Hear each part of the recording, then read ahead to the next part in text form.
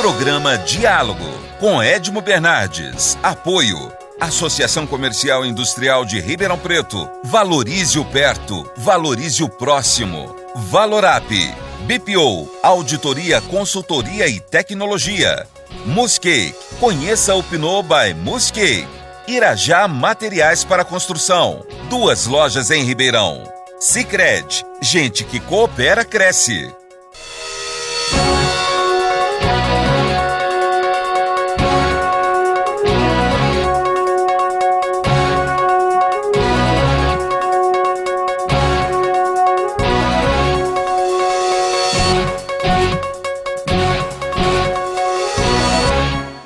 Olá, estamos iniciando mais um diálogo, hoje recebendo o professor Dr. Guilherme Riccioppo Rodrigues, neurologista do Hospital das Clínicas de Ribeirão Preto, e que vai falar com a gente sobre Alzheimer. Eu estava querendo fazer esse programa, obrigado, viu, Dr. Guilherme, por nos ajudar aqui.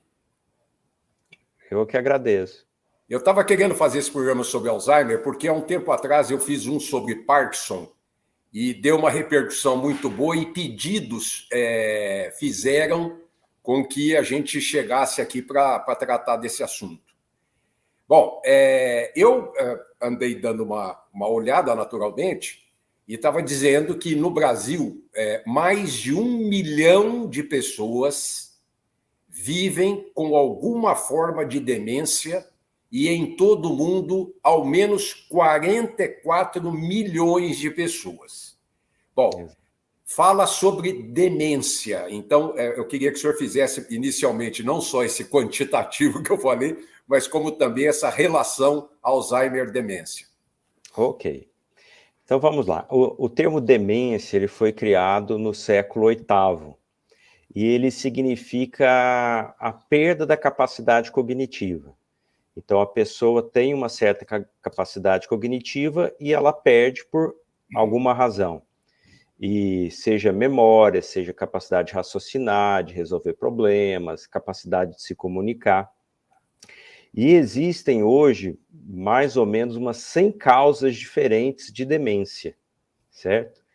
Sendo que a principal causa, envolvida em aproximadamente 60% dos casos, é a doença de Alzheimer, certo? Em termos de frequência, as demências, elas habitualmente são doenças relacionadas à idade. Então, a gente considera que mais ou menos 7% das pessoas com mais de 65 anos têm demência. E essa prevalência, ela aumenta com o passar do tempo, de forma que, por exemplo, aos 85 anos de idade, de cada 3 pessoas, uma tem demência. Nossa. E como é natural, sim, o envelhecimento da população, graças ao avanço da medicina, a população está vivendo cada vez mais, ocorre também, da mesma forma, uma maior prevalência das demências em geral. Doutor, o impacto, né, na vida de uma pessoa e da própria família dela, quando ela recebe o diagnóstico do parente com Alzheimer, quer dizer, para a pessoa e para a família é um impacto que vai mudar a vida deles com certeza. Sim, a definição de demência já remete à ideia de que esse paciente ele tem algum grau de perda funcional. Então, ele já não consegue mais cuidar das próprias finanças, como fazia anteriormente, já não consegue se localizar na cidade, eventualmente dirigir como fazia anteriormente, já não consegue gerenciar a casa, cuidar do serviço doméstico como fazia anteriormente. Então, isso está no corpo da definição de uma demência. A demência, ela leva a esse tipo de perda funcional. E, obviamente, isso gera um impacto grande, tanto para a pessoa, quanto para a família, que, de repente, vai ter que começar a cuidar de uma forma mais próxima daquele parente que está com um quadro de demência. Do diagnóstico, há uma situação progressiva em relação ao sintoma da doença. Sim. As demências, em geral, e principalmente a doença de Alzheimer, são doenças neurodegenerativas. Então, quando eu falo assim, causas de demência, a grande maioria são condições neurodegenerativas. E aí, nesse caso, eu estou falando de doenças que são progressivas. Infelizmente, não existe um tratamento, para a grande maioria delas, um tratamento que seja curativo, com algumas exceções. Então, a gente tem medidas que a gente consegue, através de medidas farmacológicas e não farmacológicas, ou seja, sem o uso de remédio, fazer com que o quadro fique o mais estável possível, com que essa aceleração se reduza e o paciente fique quase que num quadro de uma certa estabilidade por muitos e muitos anos. Nós estávamos falando sobre o tratamento, e aí, naturalmente, que a gente vai falar sobre os medicamentos. Quer dizer, mas existem medicamentos para, se não curar, mas para acompanhar o tratamento, dar uma maior qualidade. Como é que é isso? Exatamente. Então, assim, desde a década de 90, surgiram alguns tratamentos para a doença de Alzheimer, que são drogas que promovem um benefício sintomático, ou seja, o paciente tem uma melhora cognitiva discreta, mas tem uma melhora cognitiva, e esses tratamentos, eles também têm estudos mostrando mais recentes que eles têm um papel no alentecimento da doença. Então, se eu pego 2 pacientes, um que usou esses remédios e o outro que não usou esses remédios, aquele que usa esses remédios, ele tem uma evolução mais benigna do que aquele que não usa esse tipo de tratamento. Essas drogas, Edmo, veja bem, elas são sintomáticas. Então, quando eu falo isso, elas não estão atuando na causa da doença. Por exemplo, se eu tenho uma infecção urinária, eu dou um antibiótico que mata a bactéria. A gente, infelizmente, não tem ainda disponível no Brasil uma droga que atua diretamente na causa da doença de Alzheimer.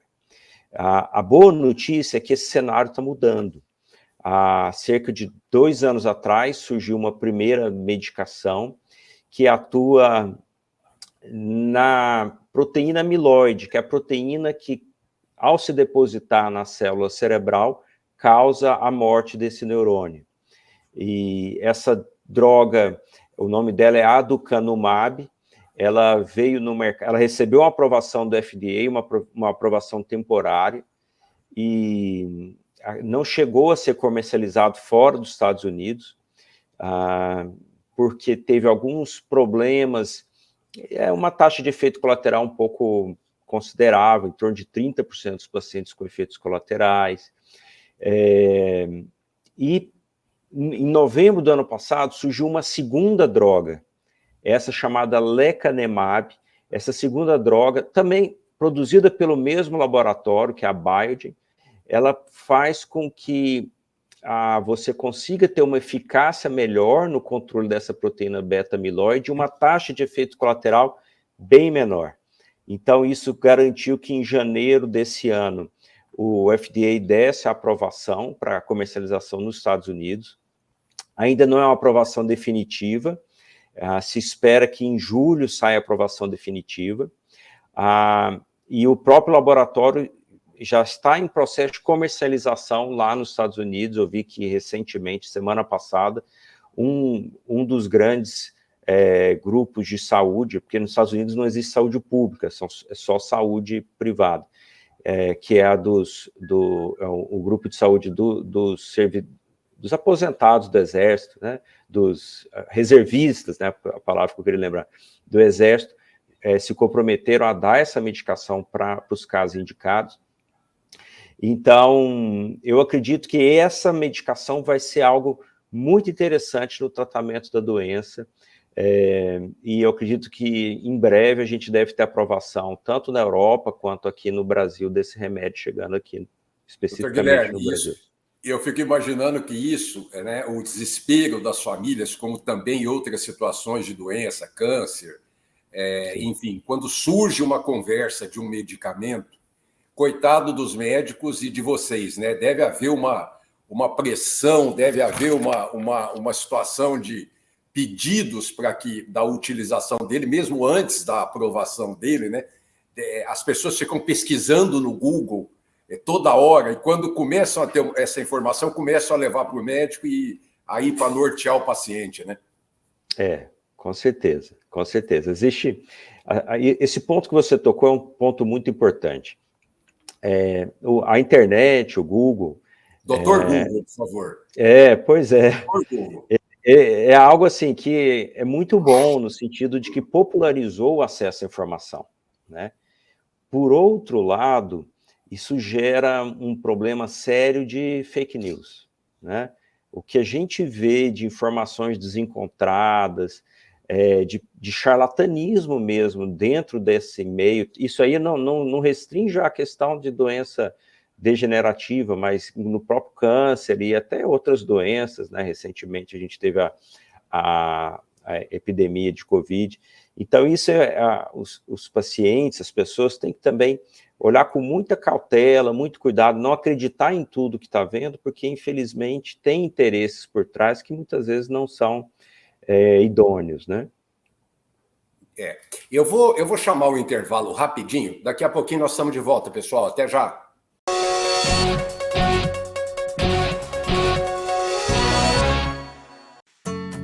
Hoje eu quero aquela brusqueta de pepperoni. Eu não vejo a hora de provar o confit de pato. Ou será que peço o risoto de carne seca, hein? E eu mereço brownie de sobremesa. Eu vou pedir a torta de chocolate com geleia de damasco. Nossa, a gente nem chegou e já tá pensando na sobremesa. O mousse cake da Itatiaia agora é My Mousse Cake. O mousse cake que você sempre amou, com tudo que você sempre pediu. Lembra daquela festa onde você foi, que tinha um monte de gente e de você chamando mais amigos? Afinal, sempre cabe mais um, não é? Você também se lembra que, depois da festa, teve beijos nos pais, nos avós e abraços nos amigos? Pois é, um deles está agora na fila do hospital esperando uma vaga. Falta de ar. Valeu a pena? 3 ou 4 horas de diversão para colocar em risco a vida de uma pessoa? Tome cuidado, porque assim como o vírus, arrependimento também mata. Em vez de ficar sonhando com dinheiro, pense em mim, poupe em mim, guarde din-din, meu amigo parceiro. Vamos pegar o primeiro milhão, com destino à felicidade. A felicidade é poupar no Sicredi. Poupança premiada Sicredi. Economize todo mês e concorra a milhões em prêmios com destino à felicidade.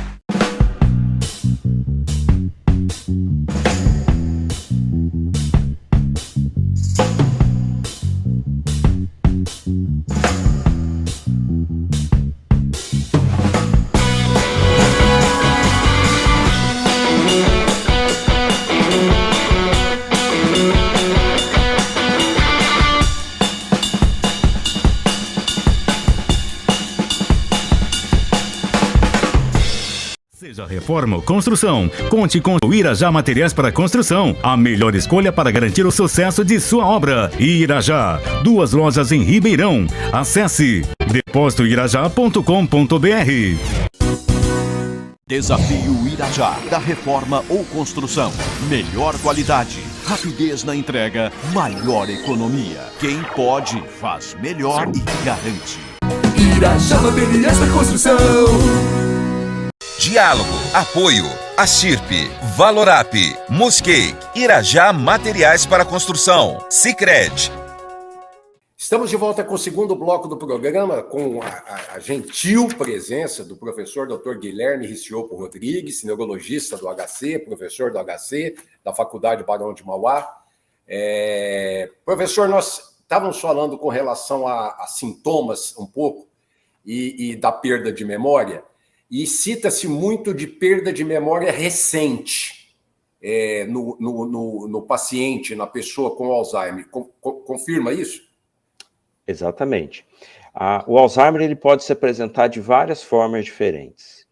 A forma mais comum é o que a gente chama de um quadro amnéstico.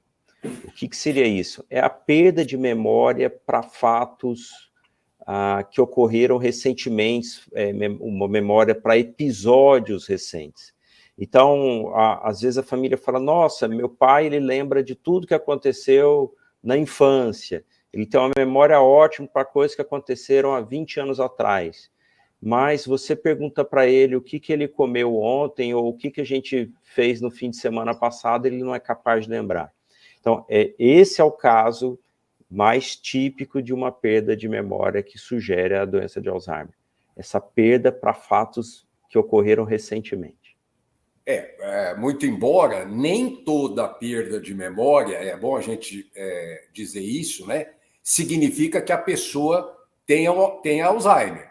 Porque lá na literatura fala sobre efeitos colaterais de medicamentos, deficiências de vitaminas, coisas desse tipo. Exatamente. Todo paciente que tem uma queixa de perda de memória, ele precisa passar por uma avaliação, porque existem, como eu mencionei, N causas que podem estar justificando isso, né?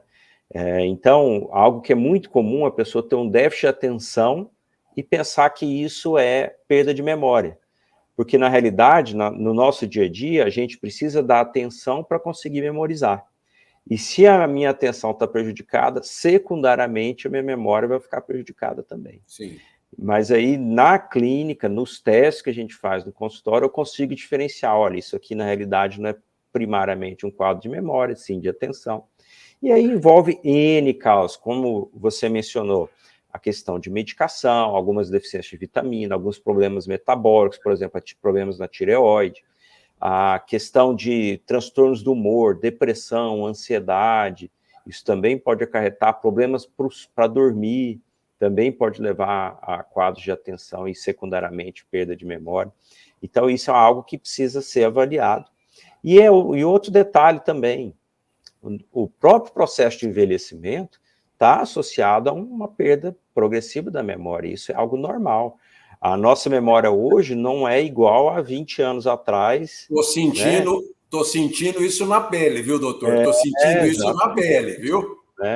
Às vezes eu vou brincar de jogo da memória com as minhas filhas e eu fico impressionado, assim, como elas têm uma capacidade de memorização muito superior à minha. O HD está vazio, doutor. Pois é. Então, isso faz parte do processo de envelhecimento normal, também tem um certo grau de perda de memória. Quando é que isso começa a virar um problema? Quando o paciente começa a fazer confusão, né? Então, se perder, começar a ter dificuldade para cozinhar, para fazer coisas que ele fazia antes, lidar com o banco, por exemplo. Aí, tem alguma coisa errada, a gente precisa avaliar, né? Dentro dessas colocações que o senhor fala e outras, além da perda da memória, né? Mudança de humor, né? Ou um possível afastamento de amigo, problema com comunicação escrita ou falada, isso que o senhor falou, confusão sobre locais, eventos, enfim, ou próprias alterações visuais, quer dizer, o Alzheimer é muito importante que se procure o neurologista, o especialista, porque nem todos os sintomas levam a isso, e não é para ter nenhum alarde, e cuidar de diagnosticar corretamente para um possível tratamento. Sim, existem formas que são atípicas de Alzheimer, então tem pacientes que o problema principal não é a memória, por exemplo, alguma coisa relacionada à visão, ou então algo relacionado à linguagem ou à capacidade de resolver problemas. Um outro ponto importante é que o diagnóstico precoce hoje é muito importante. Por quê? Porque você evita problemas financeiros, evita problemas no sentido de ter acidentes, evita problemas com a questão de patrimônio que a pessoa possa ter. À medida que você tem um diagnóstico, você você passa a ter um controle muito maior sobre aquele ente, né, aquele parente que está acometendo a doença. E, paralelamente, você conseguindo instituir um tratamento mais precoce, você faz, como eu mencionei anteriormente, você estabiliza mais a doença, e existem medidas não farmacológicas, né, que seria manter a mente ativa, manter atividade física regular, manter uma vida social ativa, ter um bom controle de fator de risco cardiovascular, quer dizer, fazendo com que esses 4 elementos sejam bem trabalhados, você consegue uma progressão muito mais benigna, ou quase que uma estabilização do quadro. Então, isso é importante, essa questão do diagnóstico preciso. E especificamente, eu vi uma colocação, existe lá aquela média de pessoas com idade para cima de 65 anos, como o senhor falou, vai envelhecendo, está vivendo mais, a qualidade de vida, mas também tem portadores prematuros, precoces de Alzheimer, e que existe um alerta para diagnósticos errados com relação a isso, porque não pode se fixar uma idade e ser definitivo em cima dessa idade a partir de então para se ter o Alzheimer. Ele pode acontecer prematuramente. Sim, pode ocorrer antes dos 65 anos, é bem mais raro, mas pode acontecer antes dos 50 anos. Isso é em torno dos 45 anos, né? Então, isso pode acontecer de fato. Tá. Com relação à genética, membros da família com histórico, a família tem um histórico de Alzheimer, né? Aí, primeiro escalão, segundo escalão da família. Conta um pouco sobre a genética para a gente, doutor. Isso, então, assim, existem 2 coisas que são diferentes. Existem um grupo de pacientes que têm Alzheimer hereditário, com um tipo de herança que a gente chama de autossômica dominante, ou seja, se o pai tem, o risco do filho ter é de 50%. Essas formas hereditárias, hoje existem 3 genes que já foram descobertas, um que chama APP, pressinilina 1 e pressinilina 2, e essas formas genéticas, elas são de início bem precoce, em torno dos 45, 50 anos de idade, o início dessas formas. E existe uma segunda condição, que aí sim é muito mais comum, que é a genética como um fator de risco para desenvolver a doença. E aí, nesse caso, não quer dizer que a pessoa que tem essa determinada condição, na realidade, todos nós temos um gene, que é o chamado gene da apoproteína E, e essa apoproteína E, ela tem forma E2, E3, E4, e quem tem essa forma E4 duplicada, ela tem um risco maior de desenvolver a doença de Alzheimer. Então, aí a gente vê a agregação familiar, essa é uma causa importante de agregação familiar, quer dizer, vários casos na família, de início mais tardio também, e que não é que seja algo obrigatório, se meu pai teve, eu vou obrigatoriamente ter, como seria um caso autossômico dominante, mas representa, de fato, um risco maior. E aí essas pessoas precisam estar mais focadas naquele trabalho de controlar fator de risco cardiovascular, manter a mente ativa, corpo ativo, vida social ativa, porque isso a gente sabe que reduz o risco de desenvolver o Alzheimer a longo prazo. É bom a gente salientar, né, doutor, que Alzheimer não é uma coisa 100%. Você está com Alzheimer, pronto, é isso e acabou. Não. Por exemplo, doenças cognitivas leves podem ter um sintoma mais leve do que outras demências progressivas na causa do Alzheimer. Existem várias causas de perda cognitiva, né? Isso é importante a gente avaliar, porque nem tudo que é perda cognitiva é Alzheimer, certo? Então, eventualmente, eu vou ter alguns quadros que a gente vai deixar até com diagnóstico de comprometimento cognitivo leve, os americanos chamam isso de MCI, Mild Cognitive Impairment, e que não necessariamente vai evoluir para uma doença de Alzheimer. Muitas vezes é um quadro leve que vai ficar estacionado dessa forma.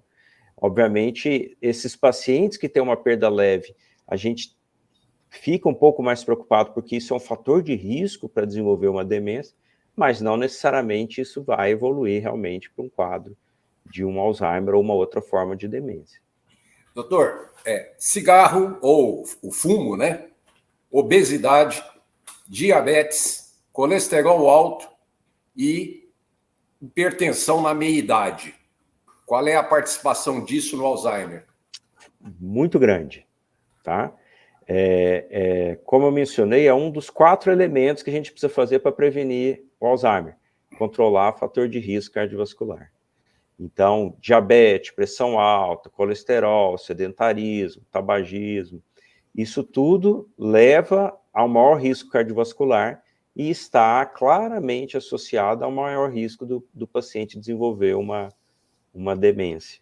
Então, é uma das formas de se prevenir. Eu preciso prevenir que eu tenho muitos casos na família. Comece cuidando do seu risco cardiovascular. Nós estamos indo para o final do programa.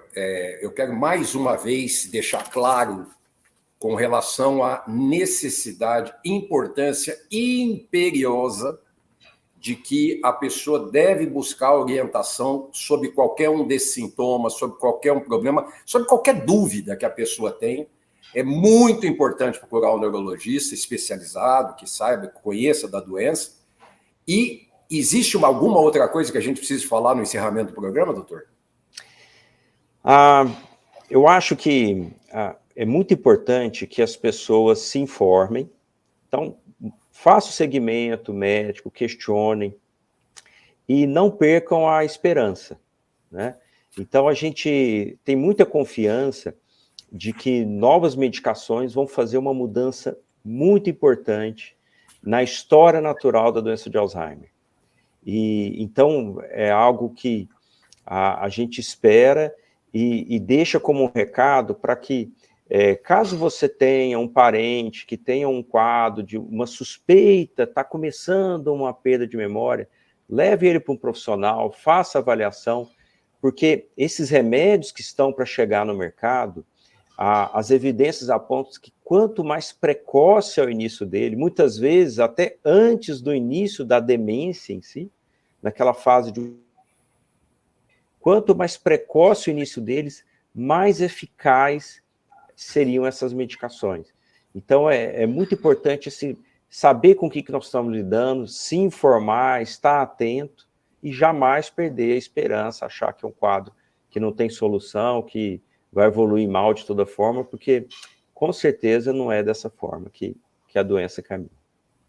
Quero agradecer imensamente, professor, doutor, mestrado e doutorado em neurologia, doutor Guilherme Riciopo Rodrigues, que tratou com o Alzheimer, que eu espero que o nosso telespectador possa ter uma orientação mais sadia, mais saudável em relação à doença. Pessoal, semana que vem a gente está de volta. Até lá! Programa Diálogo, com Edmo Bernardes. Apoio: Associação Comercial e Industrial de Ribeirão Preto. Valorize o perto, valorize o próximo. Valorap, BPO, Auditoria, Consultoria e Tecnologia.